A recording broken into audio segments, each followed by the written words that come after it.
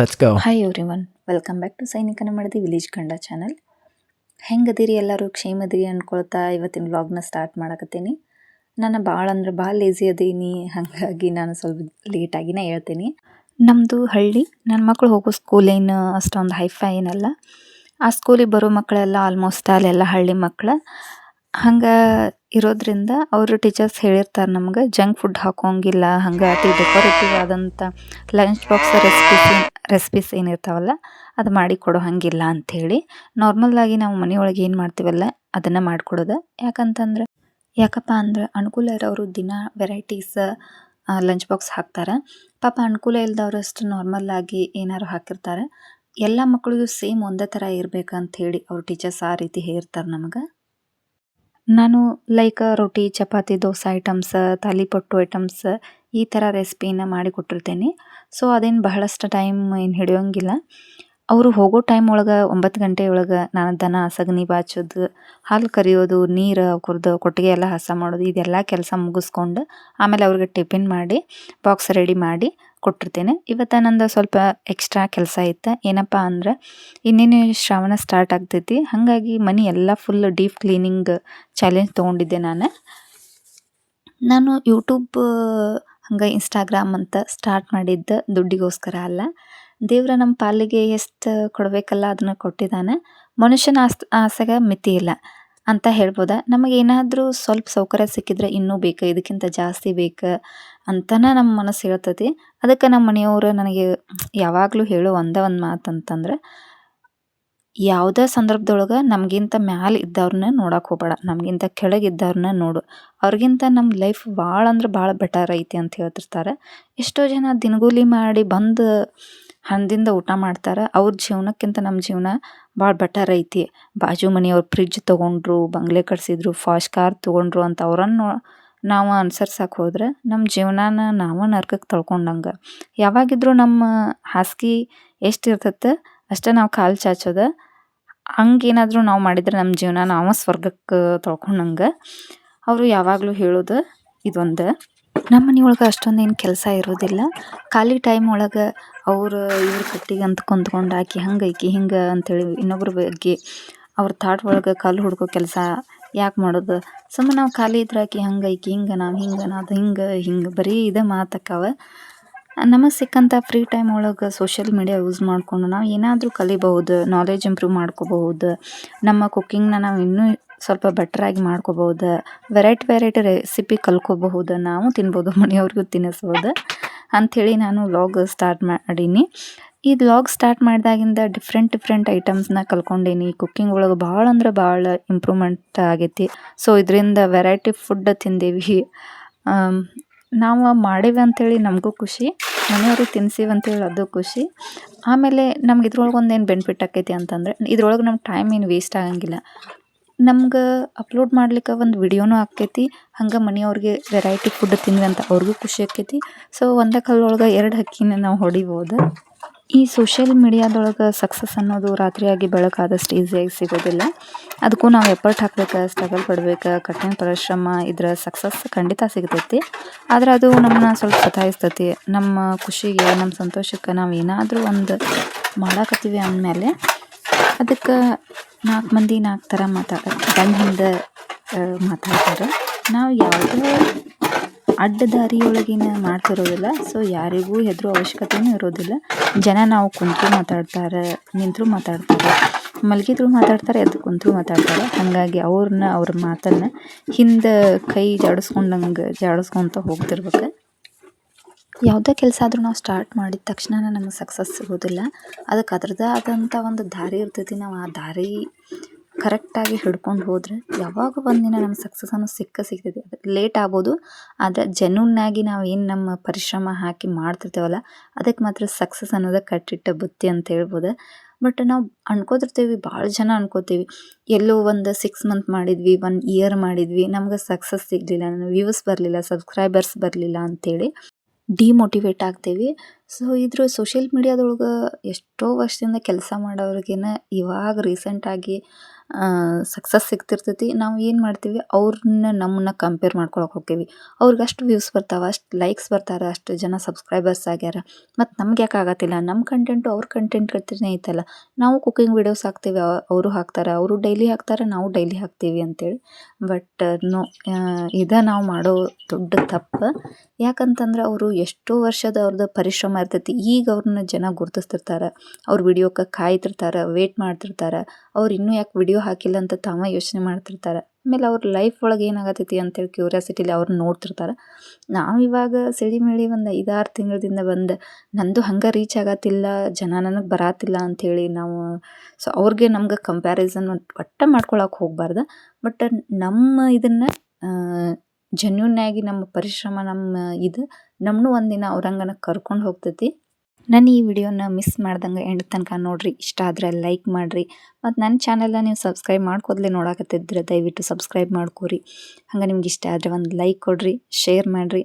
ಯಾಕಂದ್ರೆ ನೀವು ಯೂಟ್ಯೂಬರ್ಸ್ ಆಗಿ ನಮ್ಗೆ ಪ್ರತಿಯೊಬ್ಬರ ಸಬ್ಸ್ಕ್ರೈಬ್ ಕೂಡ ಭಾಳ ಅಂದ್ರೆ ಭಾಳ ಇಂಪಾರ್ಟೆಂಟ್ ಆಕೈತಿ. ಒಂದೊಂದು ಸಬ್ಸ್ಕ್ರೈಬ್ ಕೂಡ ನಮಗೆ ಭಾಳ ಅಂದ್ರೆ ಭಾಳ ಹೆಲ್ಪ್ಫುಲ್ ಆಕೈತಿ. ಹಂಗೆ ನಿಮ್ಮ ಅನಿಸಿಕೆನ ನಮ್ಮ ಜೊತೆ ಕಮೆಂಟ್ ಮೂಲಕ ನೀವು ಹಂಚ್ಕೊಂಡಿದ್ದಾದ್ರೆ ನಾ ಎಲ್ಲಿ ತಪ್ಪು ಮಾಡತ್ತೀನಿ, ಎಲ್ಲಿ ಕರೆಕ್ಟ್ ಅದೀನಿ, ಸೊ ಎದನ್ನು ಇಂಪ್ರೂವ್ ಮಾಡ್ಕೋಬೇಕು, ಎಲ್ಲಿ ನಾನು ಯಾವುದಾದ್ರೂ ಪಾಯಿಂಟ್ ಮಿಸ್ ಮಾಡತ್ತೀನಿ ಅಥವಾ ಜಾಸ್ತಿ ಮಾಡೀನಿ ಅನ್ನೋದನ್ನು ನಿಮ್ಮ ಕಮೆಂಟ್ ಮೂಲಕ ನನಗೆ ಹೇಳ್ರಿ.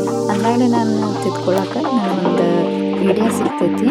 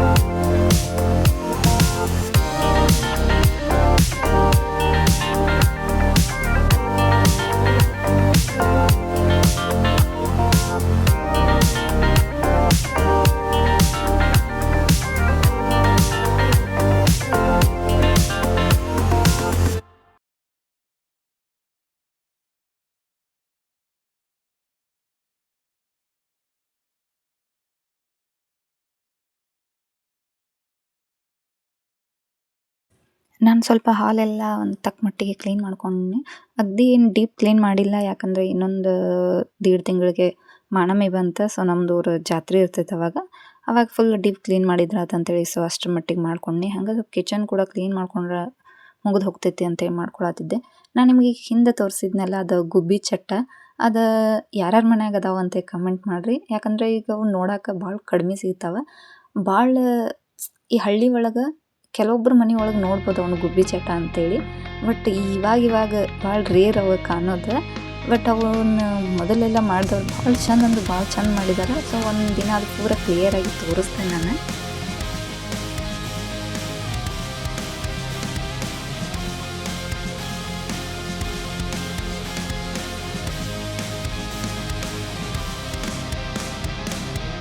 Racing my own thoughts into the silence, seeking the guidance I forgot.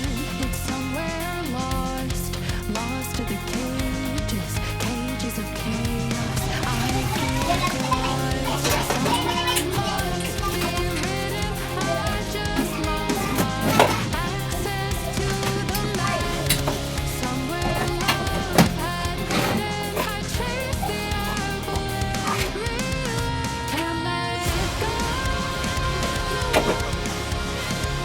Baby, it's a losing game, and I know that I to blame. I crossed the ocean and lost myself below. I owe this to myself to stay in the deep end. Finally face to face with truth. How about you? Can you handle the riptide? Won't help from the shoreline. What's the use? Somewhere it must be written. I just my access to the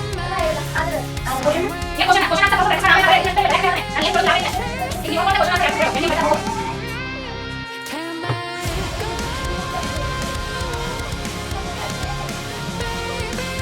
it's a losing game, and I know that I to blame. I crossed the ocean and lost myself. Can't let go. Baby, it's a losing game, and I know that I to blame. I crossed the ocean and lost myself below.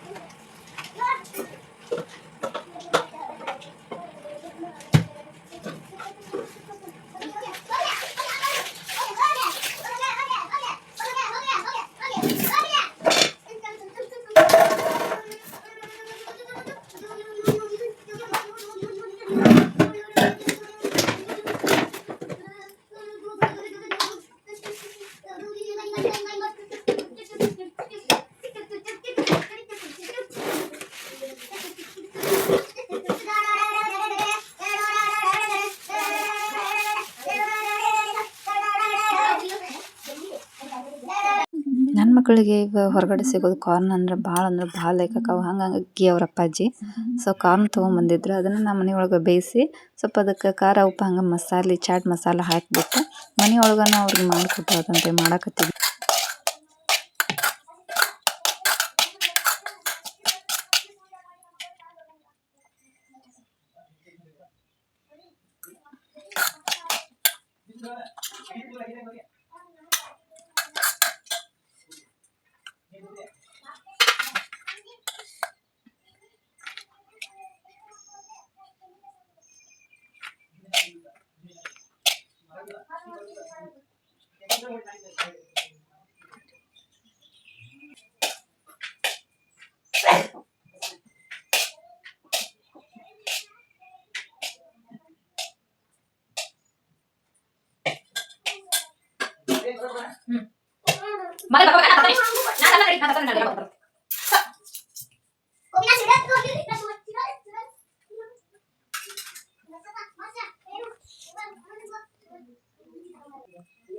Corn ಅಂದ್ರೆ ಸಾಕು ಕುಣ್ಯಾಕೆ start ಮಾಡಿಬಿಡ್ತಾರೆ ನನ್ನ ಮಕ್ಕಳು. ಇದಾಗಿತ್ತು ಇವತ್ತಿನ ನನ್ನ vlog. ಹೆಂಗೆ ಅನಿಸ್ತು ಅಂತ ಕಮೆಂಟ್ ಒಳಗೆ ಹೇಳ್ರಿ. ನಿಮ್ಮ ಕಮೆಂಟ್ ನನಗೆ ಭಾಳ ಅಂದ್ರೆ ಭಾಳ ಇಂಪಾರ್ಟೆಂಟ್ ಆಗ್ತೈತಿ. ಯಾಕಂದರೆ ನನ್ನ ಸರಿ ತಪ್ಪುಗಳನ್ನ ತಿದ್ಕೊಳ್ಳೋಕೆ ನನಗೆ ನಿಮ್ಮ ಕಮೆಂಟ್ ನನಗೆ ಭಾಳ ಇಂಪಾರ್ಟೆಂಟ್ ಆಗ್ತೈತಿ. ಮತ್ತು ನೆಕ್ಸ್ಟ್ ವ್ಲಾಗ್ ಒಳಗೆ ಸಿಗೋಣಂತ.